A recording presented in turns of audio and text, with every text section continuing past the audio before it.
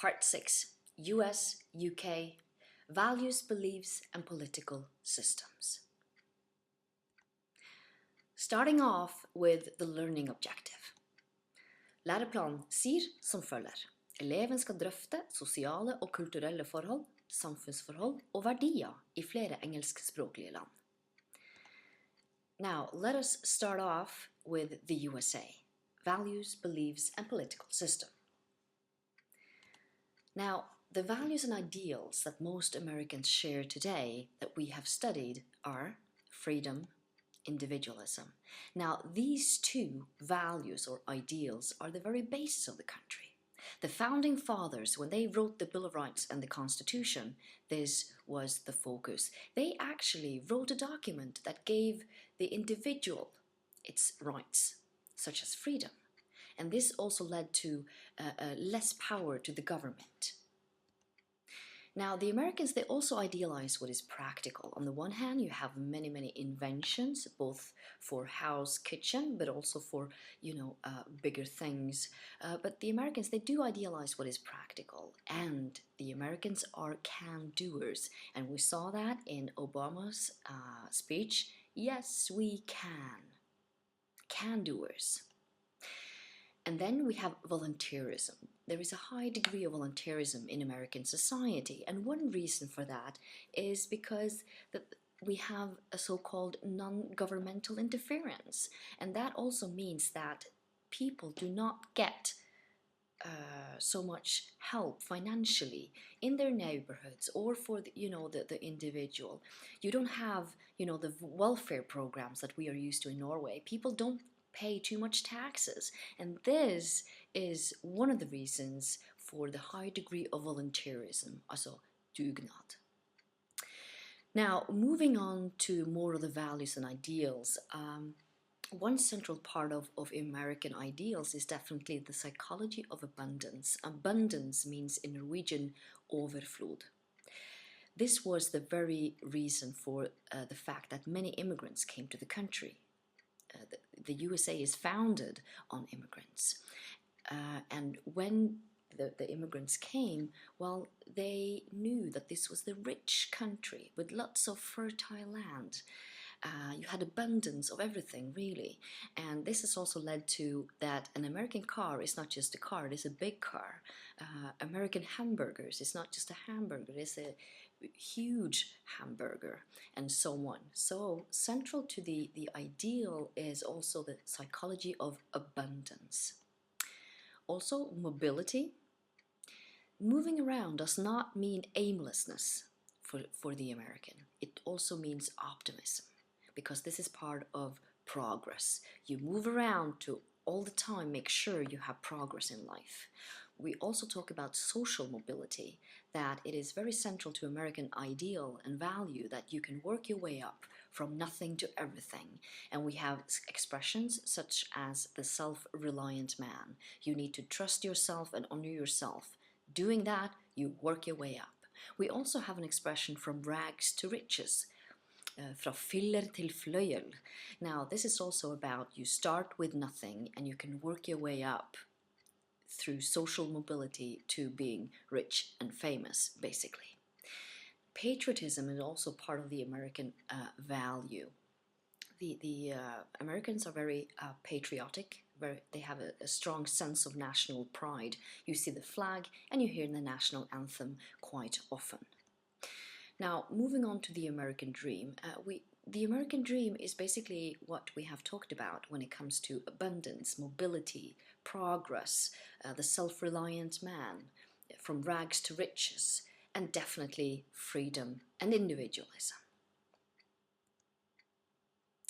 Now, moving on to the American political system, the system of checks and balances. I won't go into details now, but what you need to remember is that what is central to American political system is that each of the three branches, each of the three powers, they have equal amount of power. That's what makes this system not unique, but this is what represents the American system. You have equal amount of power on each of the three elements, and that's why the system is called checks and balances. Each power check each other. One cannot do anything unless the other two agree. So it is a balanced system. It is a balanced division of power. Let us move on to the UK. Also, values, beliefs, and political system. Now, let us go through what's typically British. Traditionalism. The British are very traditional. This is probably due to the history, you know, the time where Britain was a great empire. Britain likes to keep to itself a bit, likes to be a bit outside Europe, even though Britain is part of the European Union.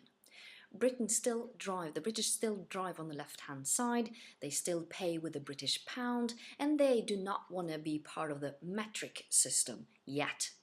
They also have a traditional dress code system, both within the police department and also the court system. The British are quite polite.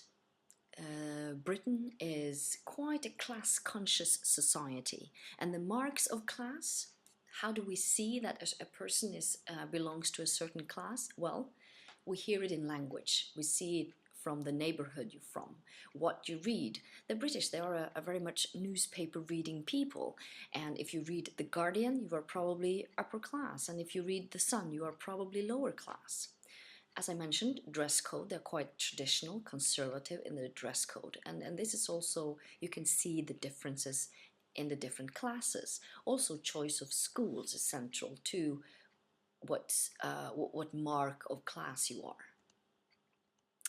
And moving on, dress code, I mentioned. The pub. Pub is definitely part of what's British, and it is the social meeting place for sure. Now, we see a tendency that this changes a bit. Now, the younger generation, they want wine bars and such, but still, the pub is typically British. Now, the British also love their sports, and in particular, we know the British football fans.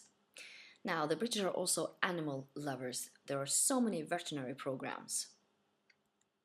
And last but not least, British humor. The black British humor. We see this in Absolutely Fabulous, Fawlty Towers, Mr. Bean, Little Britain, Monty Python, to mention some. Let us move on to the political system, the three elements of government. Now, this is quite different from the American system.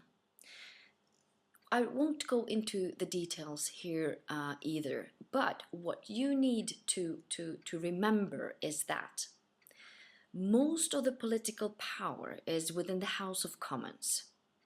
In the Parliament, within the House of Commons.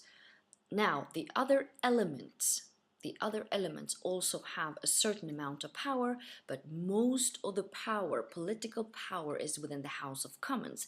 The Queen, well, she's just a symbolic figure basically, and the government runs the country on a day-to-day basis, and the House of Lords does not have much political power whatsoever, but the power is within the House of Commons, where you have 646 members of Parliament, the elected members.